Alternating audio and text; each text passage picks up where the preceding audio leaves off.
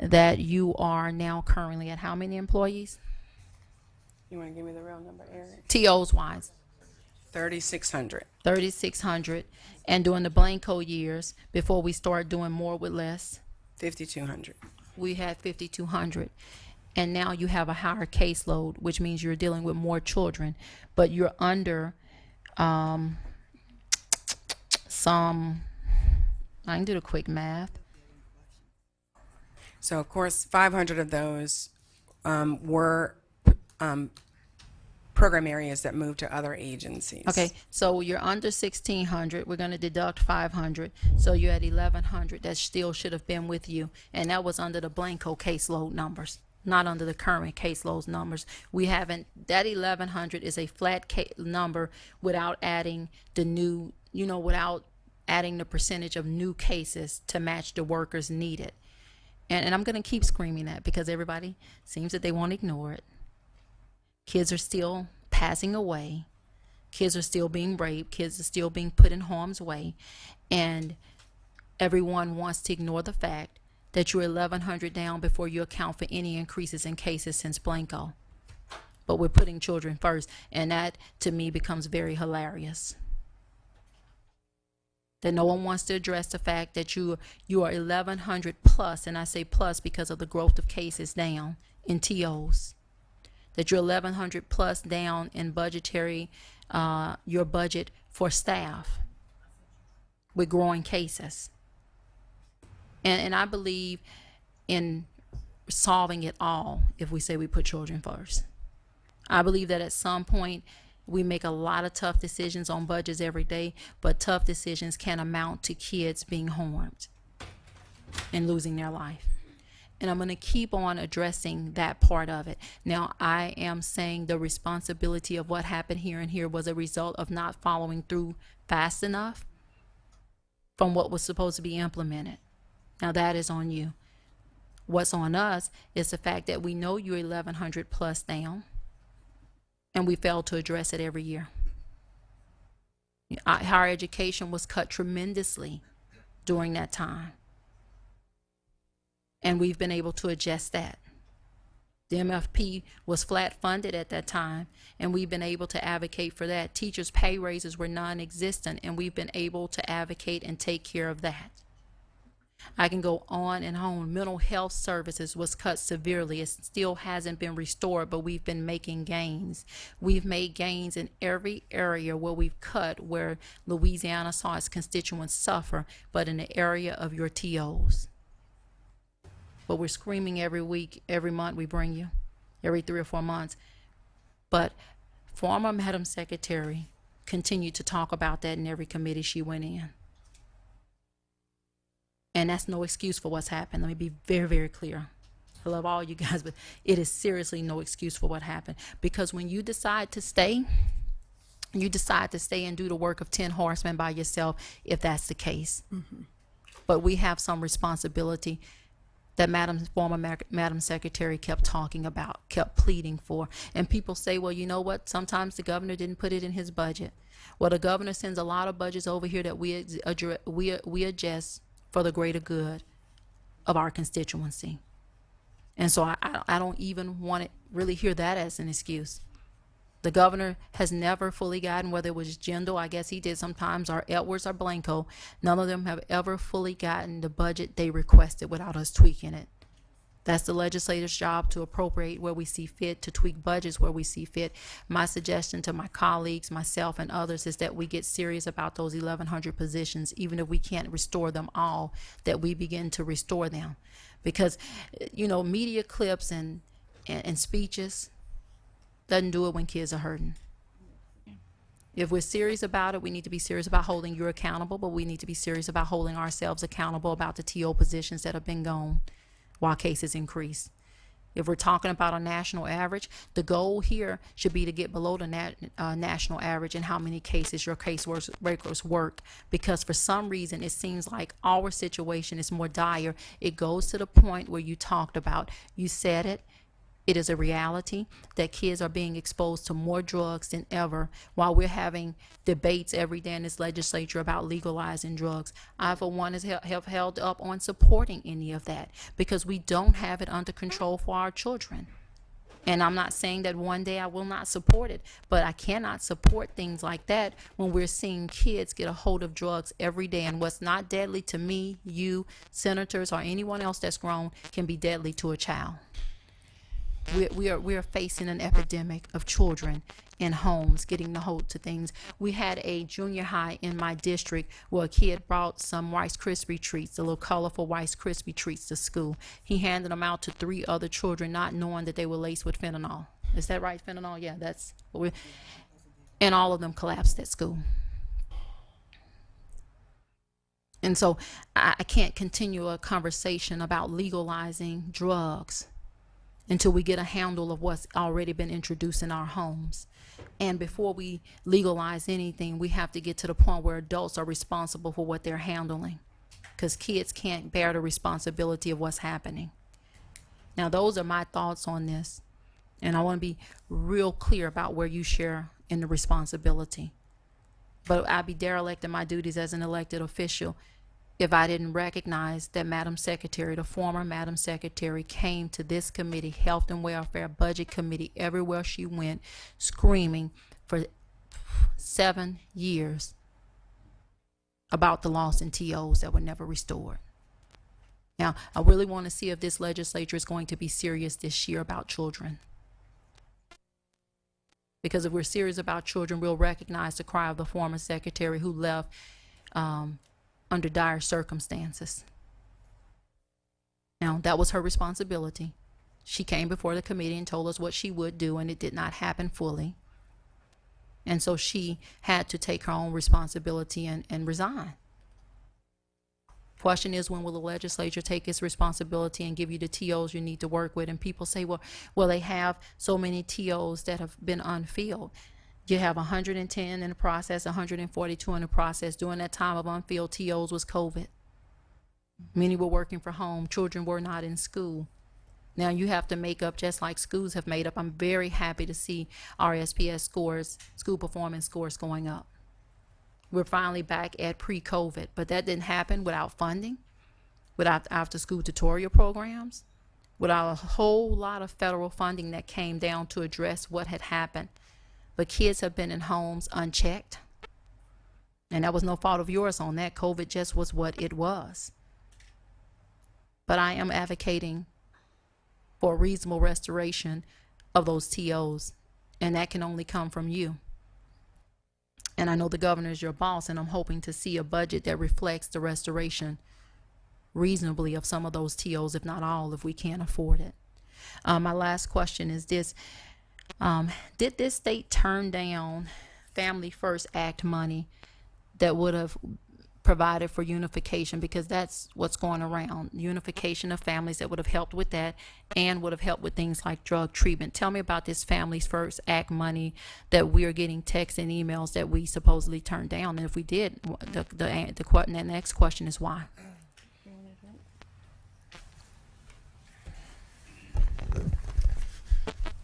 Good afternoon, I guess. At this Afternoon. point. Eric Horrent, Undersecretary. We did opt in the Family First Act in, I think, October 2020, 2019. So the way it works is we have transition dollars right now, around 8 million for 5-year period that we can use to implement. Okay, so, I like a direct answer before we start explaining. Did we accept all the Family First Act money that was yes. offered to us? Yes. Okay, That's good. what I was to say. Mm-hmm. That's all the money that was available. We took it, we use it to implement 2 evidence-based projects right now. So the way Family First work, really, it's a federal match. Okay. So we're implementing evidence-based project and programs, and we're able to draw down a 50% match. So for the implementation, we had $8 million of 100% federal fund that we took. So we didn't leave any on the table because we didn't have the state match. No. Okay. We We are in our budget request for next year requesting, I think, around $4 million of state general fund. Until now, we have been using this transition fund. That's what was set up to actually establish these programs. Once we run out of that in 24, we're gonna need state general fund. So we haven't reached that point yet. That would be in 2024. And so what are we doing with the Family First Act money? So, You want to talk about it?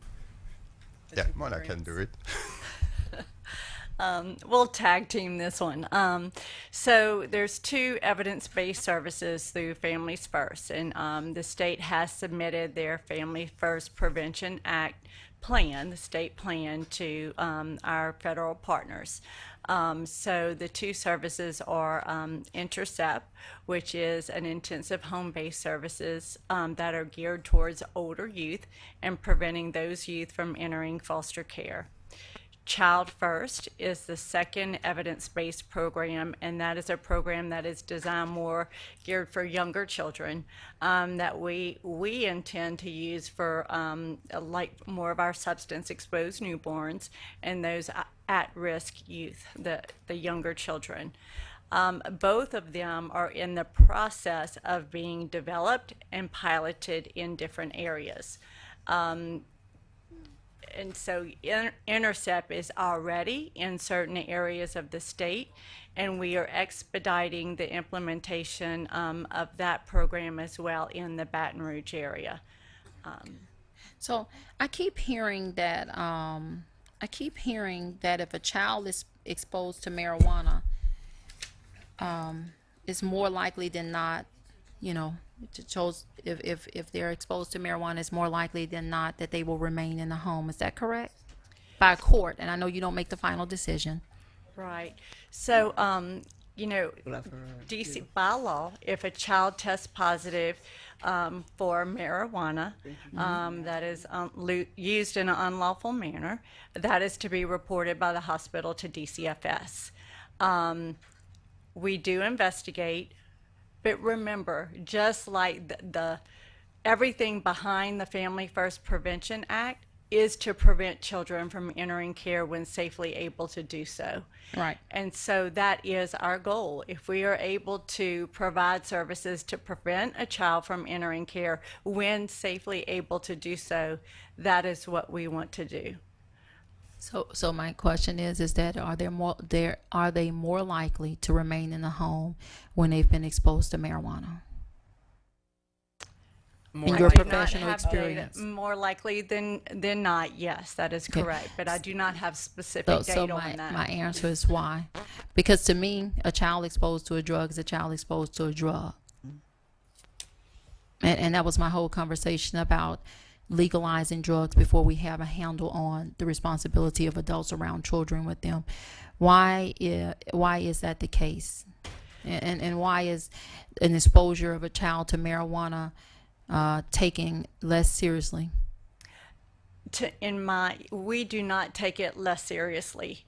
It is not about the drug, it is about the safety of a child. How does the substance use impact the parenting of that child and that parent's ability to keep that child safe? That's what we have to base whenever we approach a judge, we have to approach a judge with information that the child is at imminent risk of harm or danger. That child, without court intervention, would be seriously at risk of being abused or neglected. So, that's what's required. That's the standard of proof, and that's what's required in the law. I just wonder because it seems like, and that's what a lot of medical professionals are telling us, that the cases that are reported with children being exposed to other drugs, you follow those cases, the child is more likely to be taken out the home. But cases reported when children have been exposed to marijuana, they're more likely to remain in the home. I mean, there are several factors that we have to consider. We have to consider history. We have to consider the type of use, how it affects their daily functioning. substance abuse assessments, mental health. It's a combination of factors. It's not a matter of this drug results in this finding. It has to be, each case is different and requires a different assessment. But it's based on the safety of a child. You know, we frequently tell our staff, you know, it's not about the drug, it's about what the circumstances are around it. I understand. Thank you, Mr. Chairman. Mrs. Chairman, I have no further questions. I look forward to working with you. Look forward to the implementation of the suggestions made today. Thank you, ma'am. Thank you. Thank you, Senator Jackson. Before I go to Senator Mizell, I would take it, Eric, that you've already have been preparing the budget to submit to the governor. Absolutely. Prior to all of this happening. Has anything changed in terms of what the requests were initially as opposed to what they may be now? No, but they will.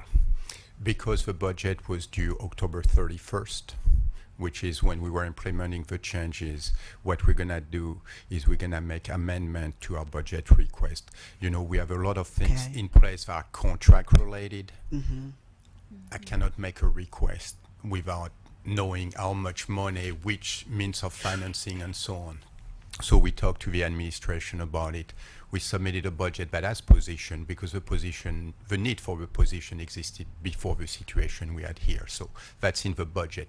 But requests specifically addressing the stabilization of the child welfare program that have been in place in the last couple of months, 3 months, that's going to be put into an amendment to our request. And so you're in the process of working that out now? Yes. Okay, I would like to see those amendments that you guys will be submitting. Okay, Senator Mizell. Thank you, Sorry. Madam Chairman. Madam Acting Secretary, I'm going back to you, okay? I would love you to share with us those 7 strategies. You referenced them, and maybe you'd mentioned them earlier when I was in the side room and I didn't hear it, but I'd love to see that. What I have noticed is that, you know, with the concerns going on, primarily centered in Baton Rouge, is that we have other metropolitan areas that I don't see any similar situations taking place. And actually, I spoke to a regional, I don't know the title. Regional administrator, maybe? Yeah, you know, she's got the whole area.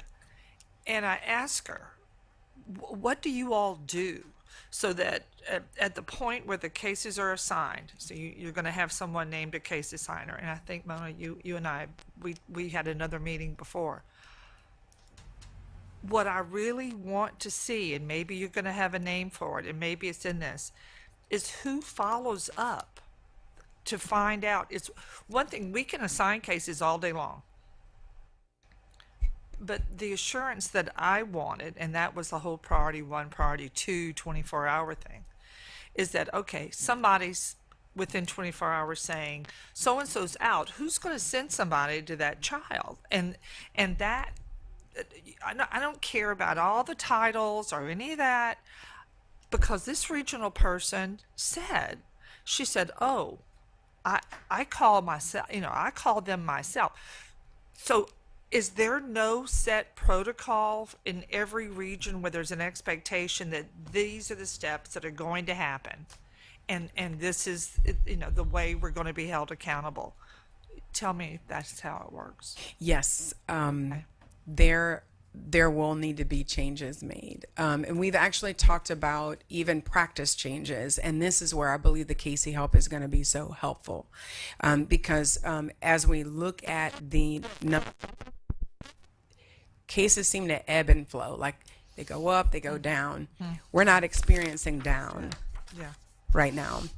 And so, you know, we're going to have to prepare for the continue up until there's some major changes throughout the community Right. that it's things like drugs. And so in our recent review of this, and this is where we're relying on Casey to come back with evidence-based practices on the hiring and human resource side. What is the structure should be? Should there be a first contact team who the only thing they do is they go out and make first contact with the babies. I see the children, and then we move it on to the caseworkers to continue it so that we can make sure that we're putting eyes on every child. That's not the current practice. And it's not as easy as it sounds. Let me just say that, because one of the things that we did actually last Wednesday in a 3.5 hour meeting, I think it was Wednesday, was track that down. And we also have maybe some opportunities in technology that will make that a little bit easier for the caseworkers who are out to get information back to say exactly what happened a little bit sooner. A call I made to Dickie Howes, our CIO, at OTS on Friday when everybody was supposed to be off, and he was at lunch and took the call, yielded a team on the ground on Monday to take care of some low-hanging fruit that we believe can be added to our access system to help with that, and Mona is working with that.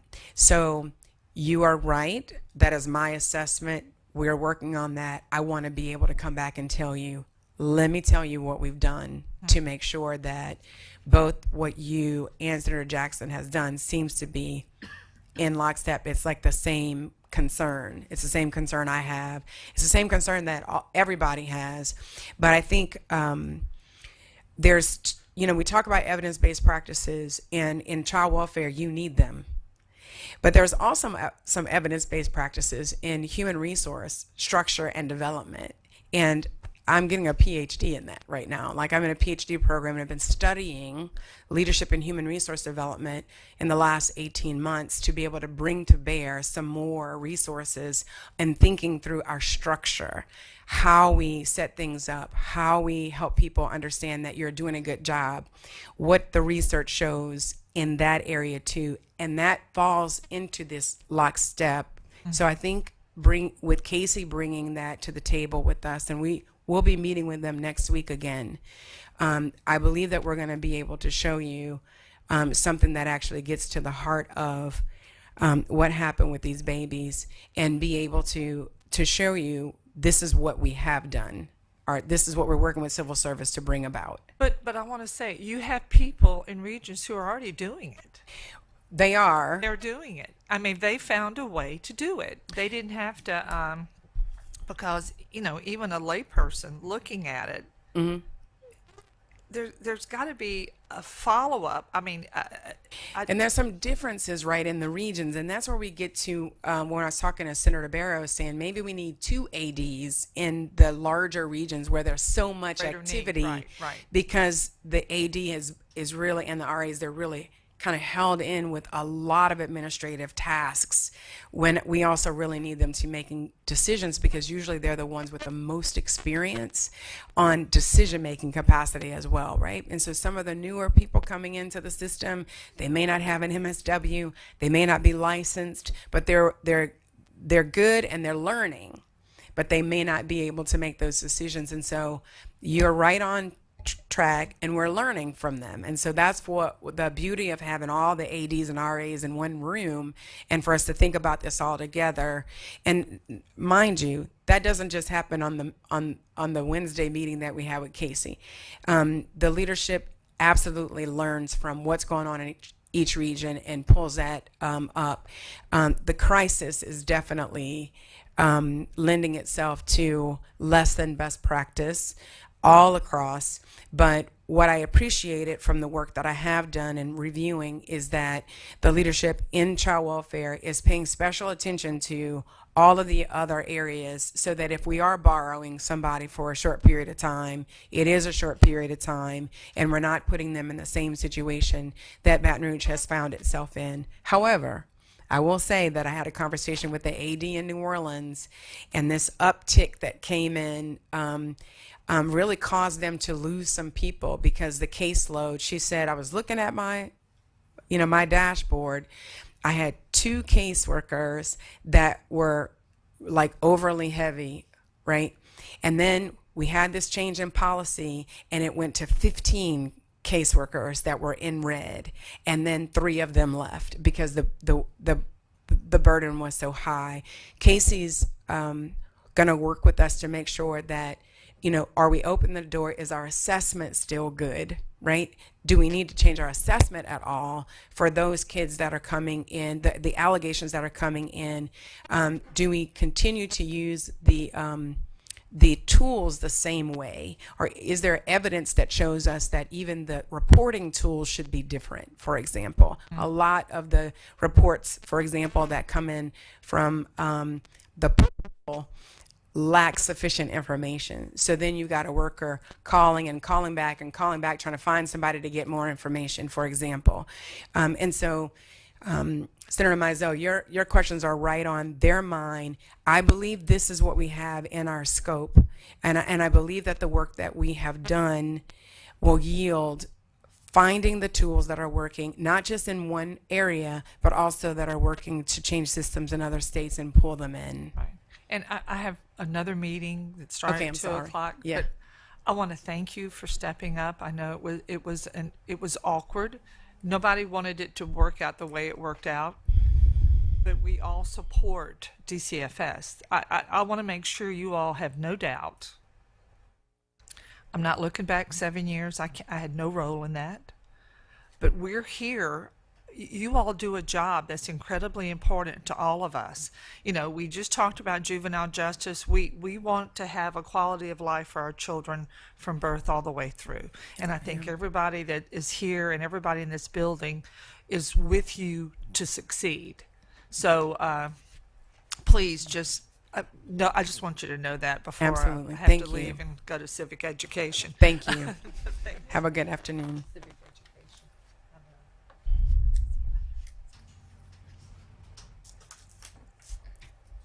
Senator Hewitt.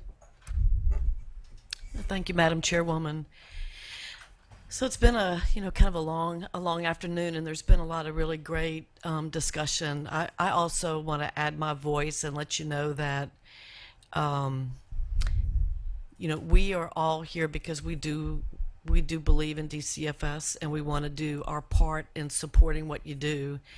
And the people who work for DCFS, let me give you guys a little bit of a shout out. It takes a special person to work in that role, and the things that you all see every day and the things that you experience are heart-wrenching.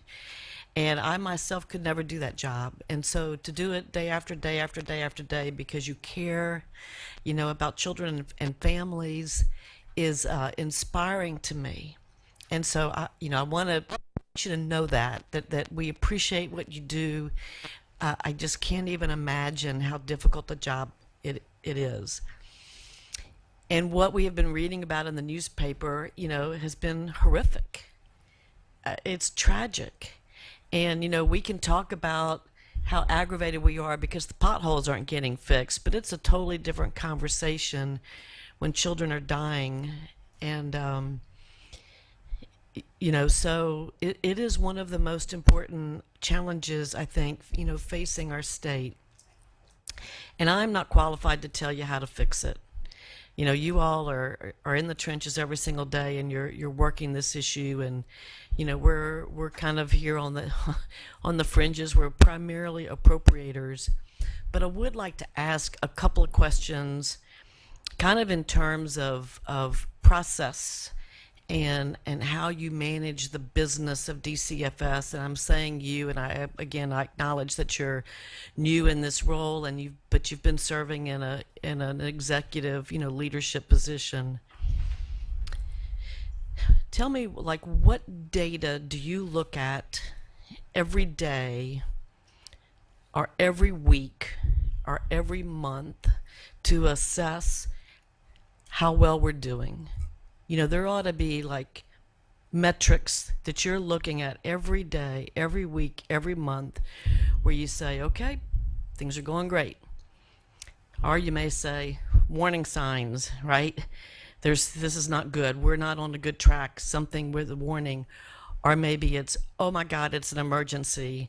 And so there's leading indicators, of those sorts of things. And the outcomes, of course, are awful, and so it's really important to me, in my way of looking at it, especially with this kind of a business, that you have ways of looking at data on a regular basis to assess that. So you know when to ask for help, you know when to scream emergency, you know when things are going well, and can get, so when they're not, you can get the help. It's not just an annual affair. You can get the help that you need, whether it's from the legislature or, you know, other resources at your disposal. So tell me a little bit about the data and what you look at. Thank you. Senator Hewitt, one of the things I want from Casey is to make sure that I have the right dashboard going forward as the secretary. I can't speak to exactly what a former secretary looked at on a daily basis, but I know that, you know, she had monthly meetings and we had weekly meetings to make a space for the assistant secretaries to wrangle and say there's a problem. Marquita and I work so well together because we're very different. We would say, you know, the yin and the yang, so to speak. And so I can't speak for what Marquita looked at. I can tell you that I'm going to be looking at a lot of things a little bit differently, and we'll be building some dashboards to make sure that I can personally see what's happening across the board.